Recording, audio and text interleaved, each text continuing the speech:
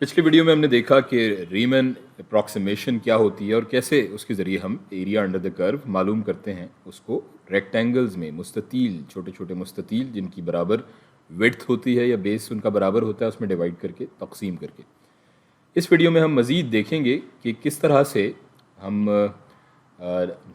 Left side के जो आपकी बाउंड्रीज़ हैं मुस्ततील या रेक्टेंगल्स की, उनके साथ भी इवेल्यूएट कर सकते हैं इन रेक्टेंगल्स की वैल्यू और एरिया अंडर द कर्व,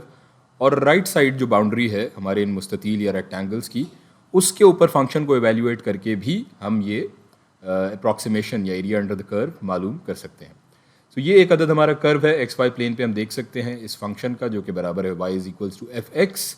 और ये तकसीम हमने इसको किया हुआ है मुख्तलिफ रेक्टेंगल्स में। ये पहला रेक्टेंगल है, ये दूसरा है, और ये चलते चलते n नंबर ऑफ़ रेक्टेंगल्स तक ये सिलसिला रेक्टेंगल्स का जाता है।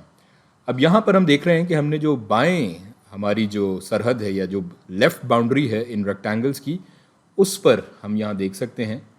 कि हमने ये जो फंक्शंस हैं हमारे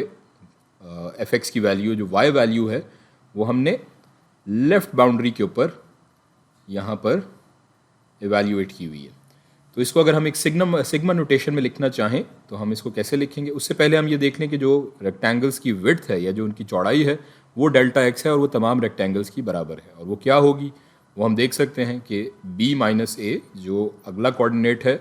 उसमें से पिछले कोऑर्डिनेट को माइनस करके divided by total number of rectangles, यानी कि टोटल कुल जितने मुस्ततील हैं उससे उसको हम डिवाइड कर देंगे तो उससे हमें डेल्टा एक्स की कदर मालूम हो जाएगी।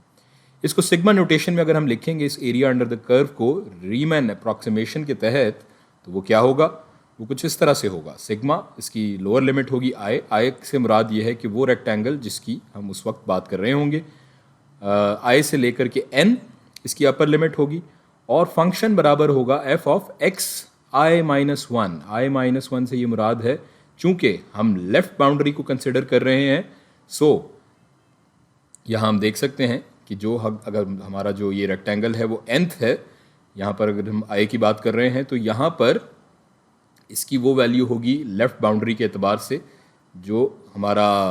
रेक्टेंगल बनेगा वो n माइनस वन बनेगा। सो ये i माइनस वन यहाँ पर इस फंक्शन की कदर भी यहाँ पर i माइनस वन हो जाएगी, ज़रब जो हमारी विड्थ है जो कि डेल्टा x है। सो ये हमारा रीमन अप्रॉक्सीमेशन की सिग्मा नोटेशन हो जाएगी उस सूरत में जबकि हम इन रेक्टेंगल्स की लेफ़्ट बाउंड्री को लेफ़्ट बाउंड्री पे अपना जो फंक्शन है एफ एक्स है या जो वाई वैल्यूज़ हैं उनको अप्रॉक्सीमेट कर रहे हैं या उनको कैलकुलेट कर रहे हैं। अब हम देख लेते हैं कि यही चीज़ अगर हम राइट बाउंड्री पर इवेल्यूएट करें, अपने तमाम मुस्ततील जो हैं उनका रकबा, उनकी जो दाएं सरहद है या राइट बाउंड्री है उस पर अगर इवेल्यूएट करेंगे तो उस सूरत में हमारी ये सिग्मा नोटेशन क्या होगी और इस पर क्या फ़र्क पड़ेगा। सो यहाँ हम देख सकते हैं कि बाकी तमाम चीज़ें तो वही रहेंगी। टोटल नंबर ऑफ़ रेक्टेंगल्स या जो कुल मुस्ततील हैं वो n के बराबर होंगे, और जिस मुस्ततील की हम बात कर रहे होंगे या जहाँ पर हम मालूम कर रहे होंगे ये रकबा एरिया अंडर द कर्व, वो i के बराबर होगा या i से उसको हम डिनोट कर रहे हैं, और उसकी शुरुआत इस पहले रेक्टेंगल से यानी कि i is equals to one से शुरू हो रही है। और यहाँ हमारा फंक्शन हो जाएगा, चूँकि हम राइट बाउंड्री के ऊपर यहाँ पर एवेल्यूएट कर रहे हैं, सो राइट बाउंड्री के ऊपर हम देख सकते हैं कि यहाँ पर जो कदर बन रही है हमारे कोऑर्डिनेट्स की वो nth बन रही है। सो ये फंक्शन भी एफ ऑफ एक्स एन होगा, और यहाँ पर भी ये एफ ऑफ एक्स आई आ जाएगा, हमारा जो लेंथ ऑफ द रेक्टेंगल है। ज़रब जो हमारा विड्थ है वो डेल्टा एक्स सेम रहेगी जैसे कि हमने पहले देखा था। सो ये हो जाएगा हमारा रीमन अप्रॉक्सीमेशन का सिग्मा नोटेशन या फॉर्मूला उस सूरत में जबकि हम तमाम मुस्ततील इनकी दाएं सरहद या राइट बाउंड्री पे अपने इस फंक्शन को, उसकी वाई वैल्यू को इवेल्यूएट कर रहे होंगे।